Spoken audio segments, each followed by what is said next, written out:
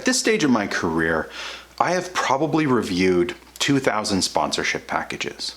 And overwhelmingly, those packages all are missing 3 key things and have too much of this one thing that is rendering these sponsorship packages useless. And in today's video, I'm going to reveal what those things are. Check it out.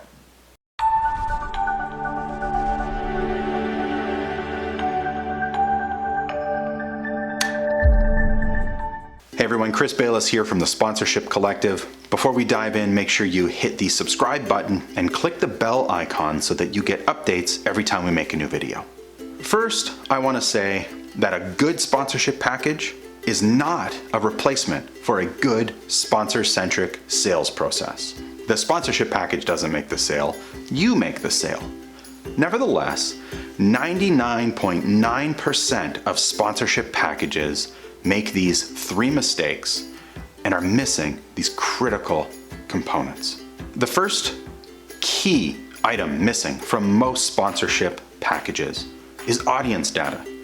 At most, I will see a paragraph about the audience, middle-class families, people who care about this cause, fans of this sport.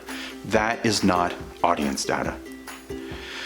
If you don't have a minimum of 25 data points on your audience, or better yet, if you haven't identified 3 audience niches, audience segments, and have 25 data points on each of those 3 audience niches, you don't have audience data in your sponsorship package. You want to talk demographic information. You want to talk psychographic information. You want to talk buying behavior, buying habits, preferred brands. You want to get incredibly granular on who your audience is.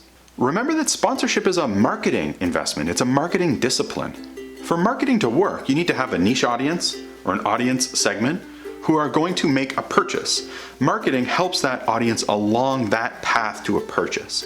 So if you're asking for sponsorship dollars from a company, you first have to be able to prove that you have their audience, that you can speak to their audience, and that you can engage their audience. Otherwise, you're not selling sponsorship. At best, you're selling advertising because you're going to put some logos on things, but you're not selling sponsorship. The second thing that the overwhelming majority of sponsorship packages are missing is activations. Activation opportunities are often expressed as a gold, silver, bronze grid, telling all the logo placements you're going to give a sponsor. Throw that in the garbage and instead replace it with sample activations. Experiential engagement opportunities between your sponsors and their target audience. You want to be able to describe the ways that you've worked with sponsors in the past, or that you intend to work with sponsors in the future, that describe how you do this. Describe how your audience connects to the sponsor. Describe how you make it happen, how you measure outcomes, how you get the desired outcome for your sponsors in an experiential way.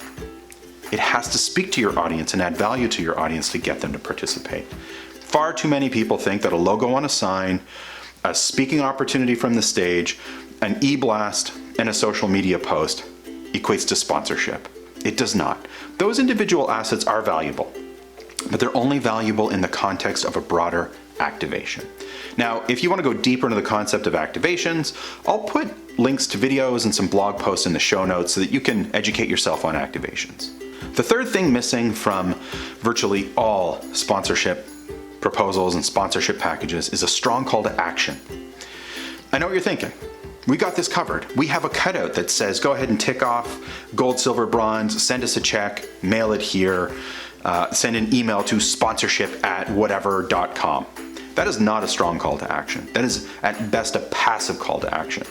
A strong call to action focuses on what your prospect is trying to achieve. Something like, if your goal is to get in front of 40-year-old high net worth moms who live in the suburbs with 3 or more children, who play baseball, and the moms drive luxury brands.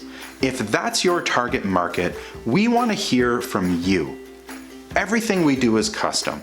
Tell us what you're trying to achieve and what data you need to make a decision, and we will provide it for you. A strong call to action is a confident call to action. You're telling your prospect, you know what they're trying to achieve, you know who your audience is, and you know how to get your audience to engage with your prospects. You don't want them to fill out a form and send you a check. You want them to have a conversation with you so that you can build custom activations for just their niche audience. And what is the one thing that every sponsorship package has but shouldn't? A price list. This is controversial. Most people think you should include a price list. I do not. If everything you do is custom, then the price of individual assets is completely irrelevant. Why would you create boxes around what your sponsor can and cannot do? If your sponsor has a $100,000 budget and their goals are things that you can help them achieve, why would you want to tell them the only way to work with you is at the $10,000 or $20,000 level? My preferred approach is to describe how we work with our partners, who our audience is, and ways that we can connect audience to sponsor. Having a price list smacks of advertising rate cards. They have their place, but sponsorship is not advertising. Sponsorship is far more nuanced and complex.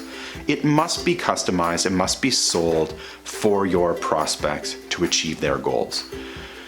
Adding a price list, adding a tiered sponsorship package in a grid with individual assets that they could purchase sends the wrong message, and it pushes the conversation too much into cost too early.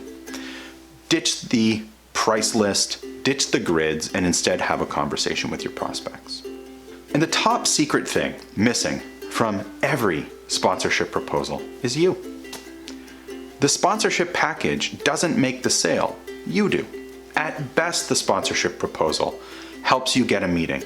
At best, it helps you have conversations with your prospects and figure out what it is they're trying to achieve. But I will tell you, most of my sponsorship deals and all of the very biggest sponsorship deals that I've worked on, we never used a sponsorship package at all. It was done entirely through conversations, and then we created a sponsorship contract to capture all of those things. But a sponsorship package really never entered into the equation.